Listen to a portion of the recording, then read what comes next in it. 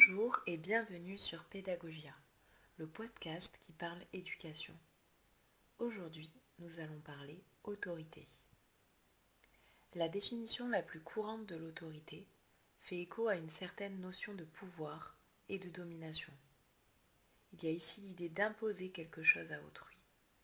Dans le premier podcast de Pédagogia sur l'éducation positive, que je vous invite d'ailleurs à aller écouter si ce n'est pas déjà fait, j'ai essayé de montrer qu'il était possible d'éduquer autrement.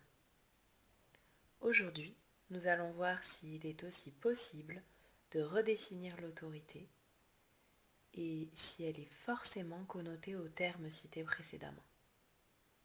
Est-ce qu'on peut considérer que quelqu'un a de l'autorité lorsqu'il a l'ascendant sur l'autre? Alors c'est parti pour ce nouveau podcast sur le thème de l'autorité. Dans un premier temps, nous allons prendre un peu de recul et nous questionner sur l'utilisation de l'autorité. Pourquoi cherche-t-on à être autoritaire? Je vous invite à vous poser la question. Pour cela, vous pouvez essayer de vous souvenir d'un moment précis lors duquel vous avez pu faire preuve d'autorité. Que vous soyez parent ou même si vous êtes amené à travailler auprès des enfants. La plupart du temps, c'est lorsque l'on se retrouve dans une situation déstabilisante. Une situation à laquelle nous avons l'impression de ne pas pouvoir faire face. L'autorité semble alors se présenter comme notre dernier recours. Mais il existe également une forme d'éducation autoritaire plus générale, où il s'agit plutôt d'utiliser l'autorité comme forme d'éducation globale. Ainsi, généralement l'autorité va se présenter sous la forme de cris ou de haussements de ton, parfois d'un regard évocateur ou encore d'une punition. Et c'est là où on arrive à un point clé de notre réflexion. Je pense qu'en écoutant ce podcast sur l'autorité, vous êtes en train de vous dire que pour vous, l'autorité, ce n'est pas forcément la réprimande, ou le regard qui en dit long, et surtout, ce n'est pas forcément une mauvaise chose. Car, tout comme l'éducation, il y a autant de formes d'autorité possibles que de personnes peuplant la Terre. Il me semble donc important de vous rappeler que ce podcast n'est en aucun cas là pour juger ou montrer du doigt, mais pour vous faire réfléchir et vous nourrir. L'autorité peut donc avoir plusieurs définitions, mais ce qui compte finalement, c'est la définition que vous, en tant qu'adulte, vous choisissez de lui donner. Il faudrait ainsi penser à votre positionnement par rapport à l'enfant. Souhaitez-vous vous placer dans une position de dominant? Cela vous rassure-t-il? Si oui, pourquoi? De quoi avez-vous peur? Ou souhaitez-vous vous placer dans une position d'égal à égal, et donc dans un respect mutuel? C'est à vous de choisir. Lorsqu'on prend la décision de se placer au même niveau que l'enfant, notre besoin de contrôle réduit, et nous sommes alors plus à même de penser en termes de besoins. L'enfant reste malgré tout dépendant de nous dans certains de ses choix et certaines de ses actions. Nous pourrions alors voir l'autorité comme une façon de guider l'enfant dans la compréhension et la satisfaction de ses besoins. Rappelons que le terme autorité vient du latin auctoritas, qui signifie faire grandir. Mais alors, dans ce cas, comment se réaliserait concrètement une telle vision de l'autorité? Par exemple, on peut imaginer la mise en place de règles. Votre rôle est alors d'aider l'enfant à respecter ces règles. Il n'est pas ici question de soumission, mais bien d'accompagnement.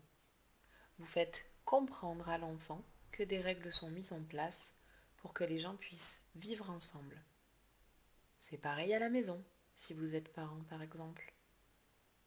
On pourrait appeler cela une autorité positive, dans le sens où la négation ne serait peut-être pas utilisée ou peu utilisée, puisqu'il s'agirait de faire un rappel des règles. Citons un exemple pour tenter de rendre cela plus clair. Un enfant monte debout sur une table. Une règle, dont il a été prévenu à l'avance, stipule que par sécurité et par hygiène, il est interdit de monter sur les tables. Plutôt que de contraindre ou de soumettre, il serait possible de dire « Tu te souviens de la règle concernant la table ? Nous avions vu ensemble que monter debout sur les tables pouvait mettre en danger ta sécurité et que cela pouvait poser souci pour des questions de propreté. Rappelle-toi, ce sont sur ces tables que nous mangeons le midi. » Ainsi, vous avez fait preuve d'autorité en mettant en place une règle, un cadre, et vous avez également fait preuve d'autorité en verbalisant la règle, et donc en accompagnant l'enfant dans le respect de celle-ci, en lui rappelant pourquoi elle existait et pourquoi il est important de la respecter. L'autorité peut finalement être définie par la mise en place d'un cadre sécurisant pour l'enfant. Si l'enfant ne respecte pas les règles données, réfléchissez alors à leur logique. Un enfant est logique. Il aime savoir pourquoi les choses sont mises en place et ne ratera pas l'occasion de vous signaler l'inutilité d'une chose selon son point de vue. Veillez donc là encore à mettre en place des règles pour sa sécurité et son bien-être et non pour le vôtre. Ainsi, vous serez toujours en possibilité de lui expliquer l'utilité d'une telle règle. Si votre règle est logique, mais qu'il ne la respecte pas, demandez-vous pourquoi. Peut-être que ce jour-là, il est fatigué et que cela va lui demander peut-être trop d'efforts.